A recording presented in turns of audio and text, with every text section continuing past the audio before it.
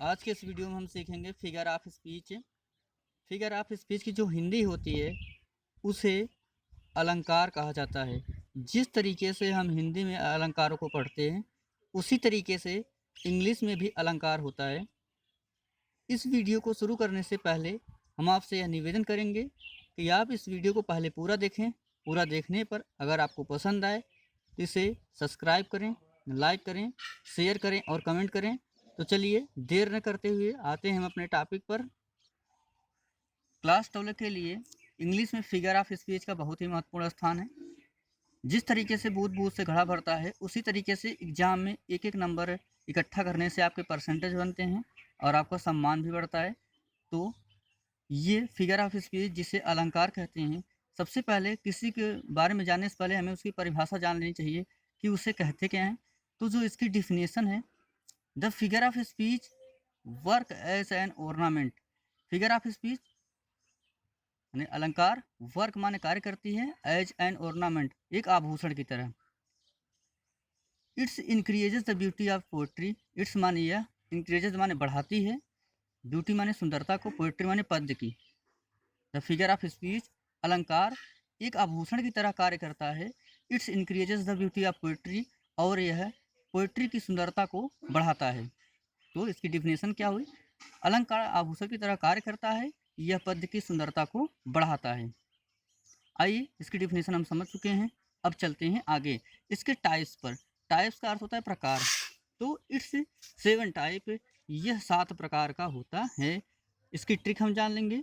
OMP हंसो, OMP हंसो। तो चलिए अब हम इसके ट्रिक के पास आते हैं। तो ओ से हुआ हमारा ऑक्सीमोरन। ऑक्सीमोरन को कहते हैं विरोधाभास अलंकार। एम से हुआ मेटाफर, मेटाफर को कहते हैं रूपक अलंकार। पी से हुआ हमारा पर्सोनिफिकेशन, पर्सोनिफिकेशन कहते हैं मानवीकरण अलंकार। और एच से हुआ हाइपरबोल, हाइपरबोल को कहते हैं अतिशयोक्त अलंकार।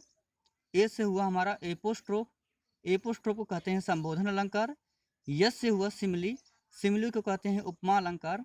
इसी तरीके से ओ से हुआ हमारा ओनोमेटोपोइया, ओनोमेटोपोइया को कहते हैं ध्वनि सूचक अलंकार। तो इसकी बहुत ही ज़बरदस्त ट्रिक है, आपको बस यही याद कर लेना है। OMP हंसो, OMP हंसो, बस आप इतना बोल देंगे, 10 बार बोल दीजिए, मेरी गारंटी है कि आपको एग्जाम में तुरंत ही पकड़ में आ जाएगा कि फिगर ऑफ स्पीच कितने प्रकार की होती हैं और कितनी होती हैं। तो आते हैं हम अपने फर्स्ट पे। फर्स्ट जो हमारा है सिमली। सिमली का अर्थ होता है उपमा अलंकार। उपमा का अर्थ ही समझ में आता है किसी से तुलना करना। तो इसकी जो डिफिनेशन है, in simile comparison is made between two objects of different kinds which have at least one point in common. Words use for comparison like as, such as, just as and so on. आइए आते हैं इस पे। तो इन सिमली, सिमली का अर्थ होता है उपमा अलंकार में। कंपेरिजन माने तुलना की जाती है। इज मेड बिटवीन, बिटवीन माने बीच में, two objects of different kind. Two object माने क्या? दो वस्तुओं में, डिफरेंट काइंड माने जो अलग अलग प्रकार की होती हैं। विच have at least one point in common, which have जिनमें एट लीस्ट कम से कम वन पॉइंट इन कॉमन, एक बिंदु जो होता है वह सबके लिए कॉमन होता है। तो in a simile comparison is made between two objects. उपमा अलंकार में किन्हीं दो वस्तु, भिन्न भिन्न वस्तुओं के बीच तुलना की जाती है। इन ए सिमली, सिमली में, उपमा अलंकार में comparison is made between two objects of different kind. Different kind माने क्या? भिन्न भिन्न प्रकार के। टू ऑब्जेक्ट्स में दो वस्तुओं के बीच तुलना की जाती है। विच have at least one point in common, जिनमें, जिनके बीच में क्या होता है? एक बिंदु कॉमन होता है। वर्ड्स यूज फॉर कंपेरिजन, तो दो भिन्न भिन्न वस्तुओं के बीच तुलना करने के लिए वर्ड्स यूज फॉर कंपेरिजन माने जो शब्द तुलना के लिए उपयोग किए जाते हैं वो क्या क्या हो सकते हैं?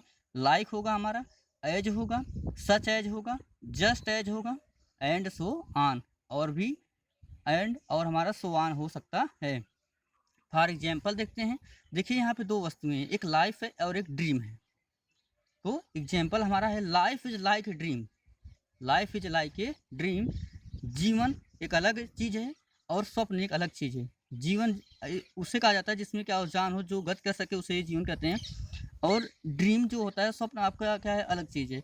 तो life is like a dream, life की जो है जीवन है एक स्वप्न के समान है, ऐसा कहा जा रहा है इस वाक्य में कि जीवन एक स्वप्न के समान है। यहाँ पे जीवन और स्वप्न दोनों अलग अलग चीज़ें हैं और फिर भी इनमें तुलना की गई इसके द्वारा, लाइक के द्वारा, इसलिए इसमें आपका सिमिली होगा। कौन सा अलंकार होगा? उपमा अलंकार होगा। Life is like a dream, इस लाइक से हमारा ये क्या होता है, पकड़ में आता है। आते हैं इसी का जो सेकंड एग्जाम्पल है, सी इज लवली लाइक ए रोज। सी माने वह कोई, यहाँ पे क्या है, अब यहाँ पे ये बताया जाए सी ये स्त्रीलिंग है, इसकी तुलना किससे की जा रही है? गुलाब से। तो गुलाब कोई क्या है, अलग चीज़ है, और सी क्या है आपका कोई अलग चीज़। दो डिफरेंट काइंड की, दो अलग अलग क्या है वस्तुएं हैं, और इनमें लाइक को जोड़कर तुलना की जा रही है। तो सी इज लवली, वह सुंदर है, लाइक रोज माने क्या, एक गुलाब की तरह। लाइक से यहाँ पे क्या की जा रही है, तुलना की जा रही है, इसलिए इससे इस यहाँ पे कौन सा अलंकार है? उपमा अलंकार है या सिमली है। आते हैं हम अपने सेकंड पे, मेटाफर। मेटाफर का जो अर्थ होता है रूपक अलंकार। तो a metaphor is an implied simile. A metaphor, जो मेटाफर होता है, इज एन इम्प्लाइड सिमली, वह सिमली का ही रूप होता है, सिमली का ही प्रतिरूप होता है। इम्प्लाइड का अर्थ होता है प्रतिरूप। तो metaphor is an implied Simli, जो मेटाफर होता है वो सिमली का ही प्रतिरूप होता है। द वर्ड्स ऑफ कंपेरिजन, तुलना के जो शब्द होते हैं जैसे कि like, as, such as, just as, so on, are not use, ये प्रयोग नहीं किए जाते, ये उपयोग नहीं किए जाते हैं। जिस तरीके से सिमली में like, as, such as, just as use होते थे, सो ऑन यूज होता था, तो सिमली में क्या होगा, वो यूज होता था, यहाँ पे यूज नहीं होगा, इसीलिए यह प्रतिरूप या इम्प्लाइड कहा जाता है।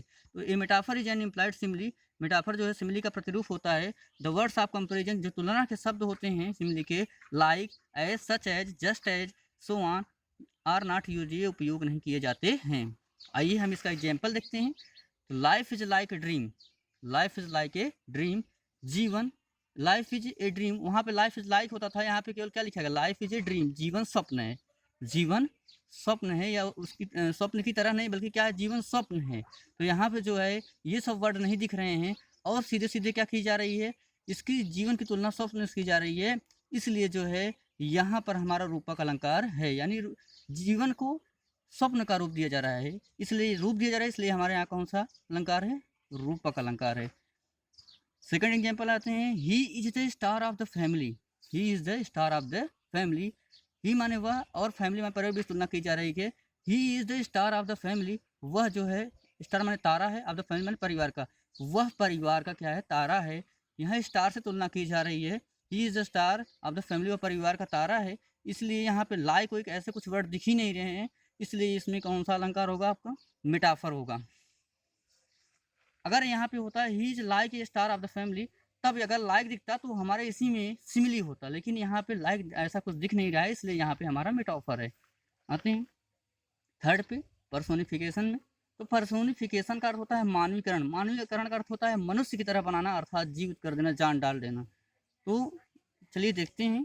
तो इसकी जो डिफिनेशन होती है, in personification lifeless things and abstract ideas are presented as a living beings. In personification, lifeless things and abstract ideas are presented as living beings. In personification, मानवीकरण अलंकार में लाइफलेस थिंग्स, निर्जीव वस्तुएं, लाइफलेस माने निर्जीव, जिसके अंदर जान ना हो, लाइफलेस थिंग्स, निर्जीव थिंग्स माने वस्तुएं, निर्जीव वस्तुएं, एंड एब्स्ट्रैक्ट आइडियाज, और हमारे नए तरीके, आर प्रेजेंटेड माने उपस्थित किए जाते हैं, as living beings, living beings माने क्या, जीवित वस्तुओं की तरह है। For example, love is blind, love माने क्या, प्यार, ब्लाइंड माने क्या, अंधा होता है, प्रेम अंधा होता है। यहाँ पे जो प्रेम है, इसको ये निर्जीव है एक तरीके से, और इससे ब्लाइंड, ब्लाइंड कौन होता है, जो जीवित व्यक्ति होता है उसे कहेंगे ब्लाइंड है कि क्या है, या चिड़िया चाहे जो भी हो, जीवित वस्तुओं को ही ब्लाइंड बताया जाएगा। तो लव इज ब्लाइंड, लव निर्जीव है, इसको ब्लाइंड बताया जा रहा है, इसलिए यहाँ पे हमारा पर्सोनिफिकेशन है या मानवीकरण अलंकार है। और सेकंड में, experience is the best teacher, experience is the best teacher, experience माने होता है अनुभव, इस माने है, बेस्ट टीचर माने क्या, अच्छा शिक्षक है। तो एक्सपीरियंस के लिए हम कहेंगे ये हमारा क्या है, कोई सजीव वस्तु है क्या, किसी मनुष्य का नाम है, एनिमल का नाम है, किसी का नाम है, नहीं, ऐसा कुछ भी नहीं है, ये एक जो है निर्जीव है, और इसको बेस्ट टीचर बताया जा रहा है, यानी कि सजीव बताया जा रहा है, इसलिए हमारे इसमें पर्सोनिफिकेशन है अर्थात मानवीकरण अलंकार है। तो in personification lifeless things and abstract ideas are presented as a living beings. तो मानवीकरण अलंकार में निर्जीव वस्तुओं को and abstract ideas, abstract ideas को आर प्रेजेंटेड माने व्यक्त किया जाता है एज लिविंग बीइंग से, सजीव की तरह। तो इस तरीके से हमारे 3 अलंकार कंप्लीट हुए। आशा करता हूँ कि आपको ये निश्चित रूप से बहुत ही अच्छा लगा होगा और समझ में आया होगा, और इसमें मैं पूरा आप इस वीडियो को देख भी लिए होंगे। अगर आपको पसंद आया हो तो लाइक करें, शेयर करें, सब्सक्राइब करें और कमेंट करना न भूलें। इसी के साथ जय हिंद, जय भारत।